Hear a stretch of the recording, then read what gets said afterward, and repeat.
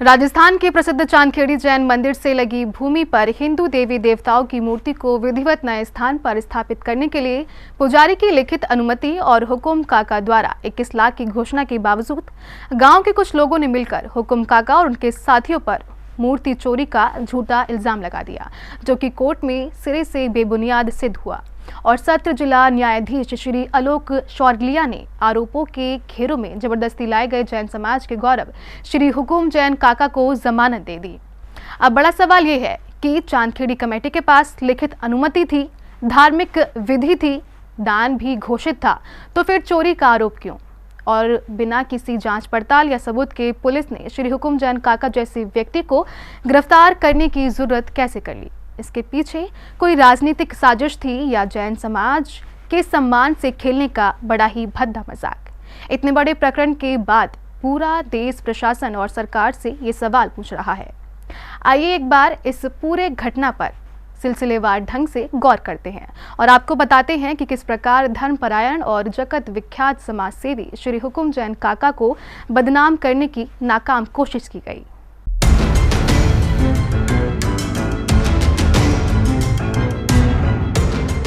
प्रदेश के उच्च शासन मुखिया ने जो है अपना दबाव डाला और उसके तहत एक झूठी रिपोर्ट बनाकर अध्यक्ष श्री हुकुम जैन काका को गिरफ्तारी दिखाई गई, जो कि कानूनी रूप से अमान्य थी।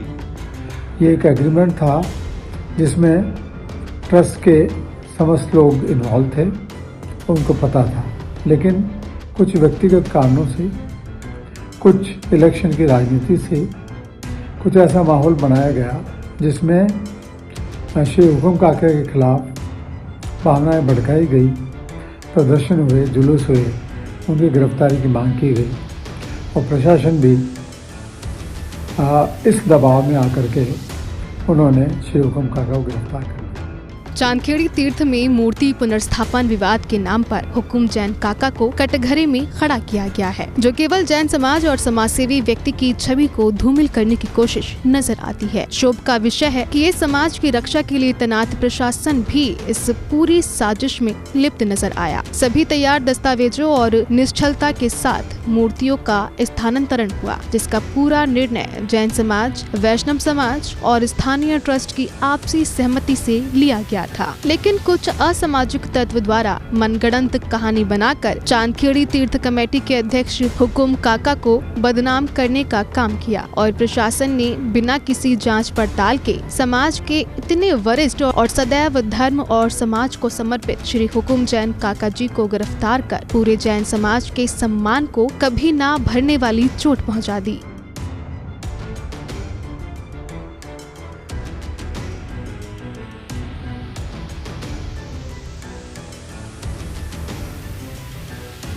चांदखेड़ी तीर्थ क्षेत्र कमेटी के अध्यक्ष हुकुम काका पर स्थानीय लोगों ने षड्यंत्र के तहत मूर्ति चोरी का आरोप लगाया है। हुकुम काका पर लगे मनगढ़ंत आरोपों के पीछे कुछ षड्यंत्रकारी लोगों के नाम उजागर हुए हैं। आपको बता दें, घटना 5 नवंबर 2025 की है, जहां खानपुर के चांदखेड़ी जैन मंदिर परिसर से मूर्तियां गायब होने की सूचना मिली। मंदिर में हनुमान जी, गणेश जी, शिव दरबार और नंदी जी की प्रतिमाएं थी, जिन्हें बाद में दूसरी जगह स्थापित कर दिया गया। इस पर ग्रामीणों ने रोष जताया और उसी दिन चोरी का मुकदमा दर्ज करवा दिया, जबकि इस संबंध में जैन समाज और हिंदू समाज के बीच एक समझौते के तहत इन मूर्तियों को दूसरी जगह सम्मान पूर्वक प्रतिष्ठित करने का निर्णय हुआ था। चंद्रोदय तीर्थ क्षेत्र पर कुछ हिंदी देवी देवताओं की आकृतियां रखी हुई थी। उन आकृतियों की बहुत अच्छे रूप में पूजा और सेवा नहीं हो पाती, पीड़ा हमारे भी मन में थी। वहां जो सेवादार था राम बाबू वैष्णव, उसने लिखित के अंदर कमेटी के पास में निवेदन किया कि मैं इनकी सेवा पूजा के लिए उचित स्थान पर इनको विराजमान करना चाहता हूं। लोगों से सहयोग लिया गया, बातचीत की गई, प्रशासन की निगाह में सारे कार्य को डाला गया। तत्पश्चात 21 लाख रुपए की राशि मंदिर निर्माण के लिए और 25 बाई 50 का भूखंड मंदिर निर्माण के लिए कमेटी ने देने की स्वीकृति प्रदान की।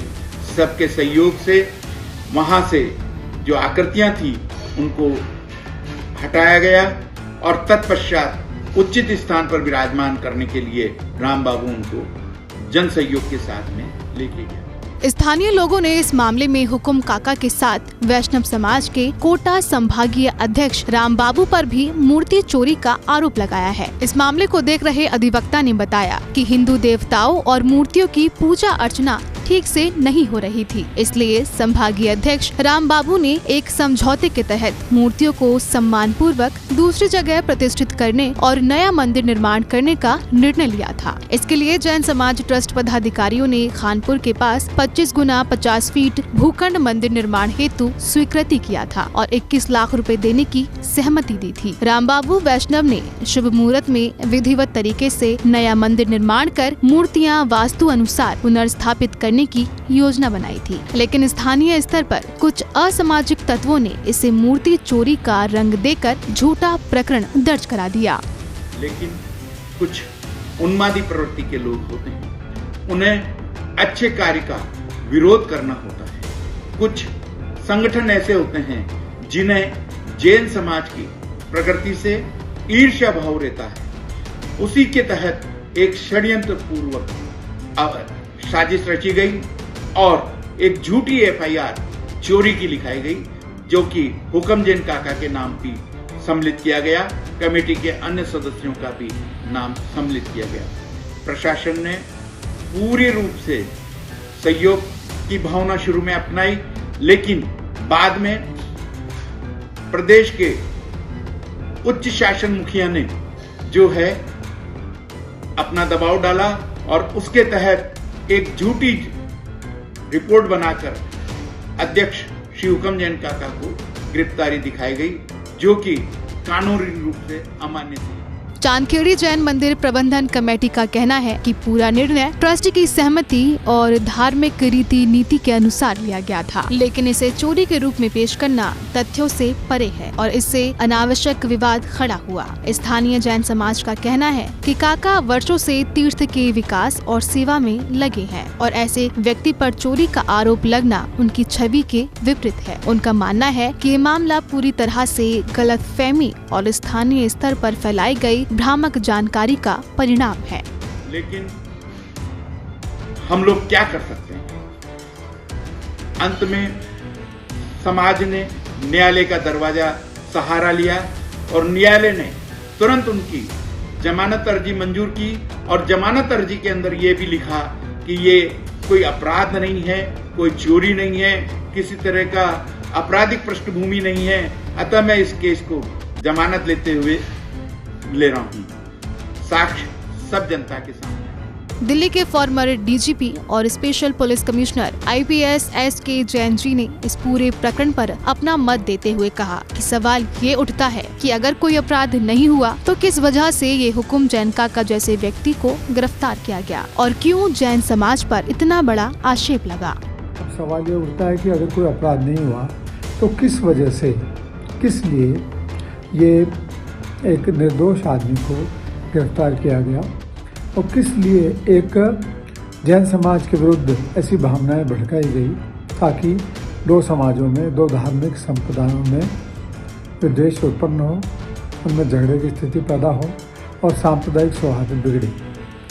इस संबंध में प्रशासन को पूर्ण रूप से निष्पक्ष जांच करें, प्रभावी ढंग से जांच कर जो लोगों ने इस प्रकार के उन्माद फैलाया, जिन लोगों ने इस प्रकार की परिस्थितियाँ पैदा की, जिन लोगों ने दबाव डाला कि अनुचित गिरफ्तारी हो, उन लोगों के खिलाफ जो भी कानून के तहत में अपराध बनता है उसमें कार्रवाई की जाए। चांदखेड़ी मूर्ति स्थानांतरण मामले में अदालत ने साफ कर दिया है कि हुकुम जैन काका के खिलाफ लगाए गए आरोप न केवल बेबुनियाद थे बल्कि एक सुनियोजित साजिश की ओर इशारा करते हैं। धार्मिक सहमति, लिखित अनुमति, विधिवत पूजा विधि और दान राशि की स्पष्ट घोषणा, इन सब के बावजूद हुकुम काका पर चोरी का केस दर्ज होना कानून और व्यवस्था पर बड़ा सवाल खड़ा करता है। अब जब सच्चाई सामने है, जमानत मिल चुकी है और तथ्य साफ तौर पर बताते हैं कि कोई चोरी नहीं हुई थी, तो असली सवाल यही है है कि क्या समाज सेवा में लगे ऐसे प्रतिष्ठित व्यक्तियों को